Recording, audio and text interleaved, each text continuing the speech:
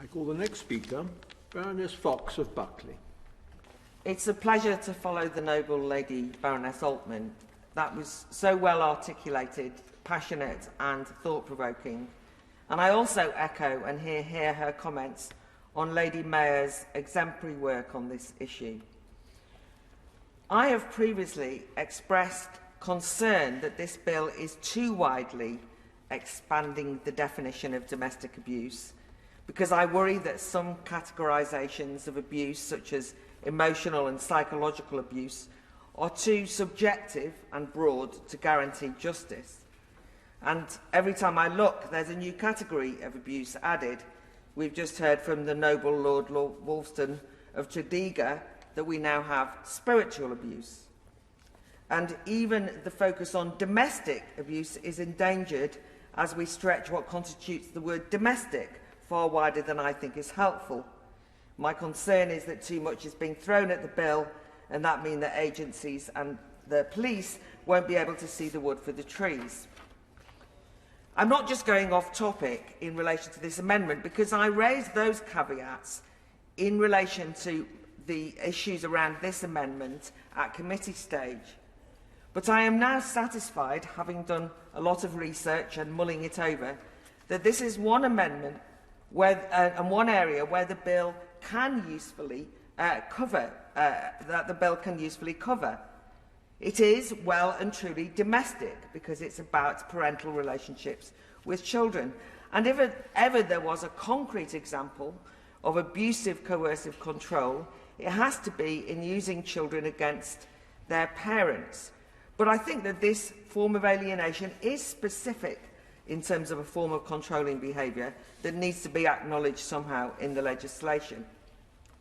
Any one of us who have had any personal experience of toxic relationship breakups will be more than aware that in some instances the understandable hurt that can lead to nastiness can spill over into weaponising children against one or other parent.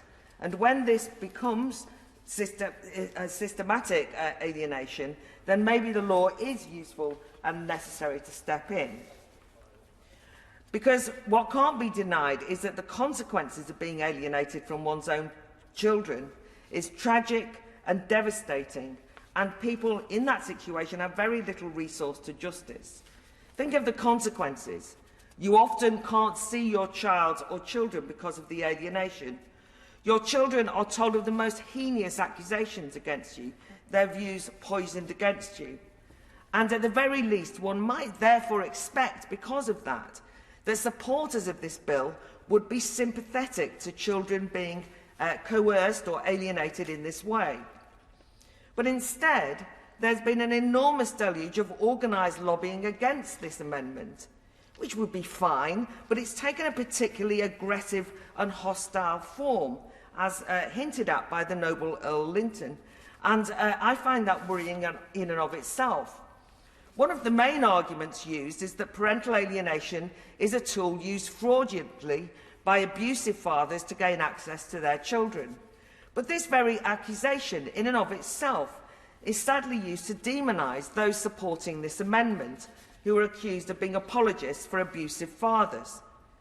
The emphasis of the amendment's opponents on this is on the danger of false allegations of alienation. Now, I too worry, and I've said throughout the discussions on this bill, about false allegations, especially in relation to such emotive interpersonal matters. It's one reason why any allegations must not be automatically accepted as truth or fact, and need due process and need to be sensitively interrogated. But that is true of all allegations, including allegations of domestic abuse. If this amendment can be misused for false allegations, then the whole of this bill can be misused and lead to more false allegations, but I don't think we should halt this bill. Actually, in two instances in which I've known of parental alienation, fathers were falsely accused of domestic abuse by the domestic abuse of the mothers, before they were totally cleared of any wrongdoing, by the way, and the mothers admitted that in the bitterness that they'd over-egged what they'd said. But think of what had happened. This was after the fathers' reputations were trashed, Their children was told their father was effectively wife-molesting monster, and it caused great misery that was endured by the extended families in both instances. That affected the well-being of the children, totally cruel, very hard to get over. So in that instance, I don't think we're talking about abusive fathers using this, but rather innocent people being turned into being accused, and they themselves are actually victims, not abusers.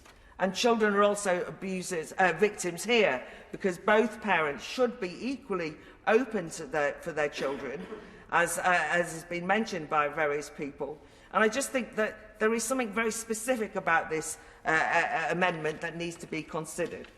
So if anything, I'd argue that we accept this amendment in whatever form, that all allegations of any sort of coercive alienation or abuse are properly scrutinised in family courts by the criminal civil law, but that we must show real care in accepting, when we accept whoever's side version of events in matters of this nature.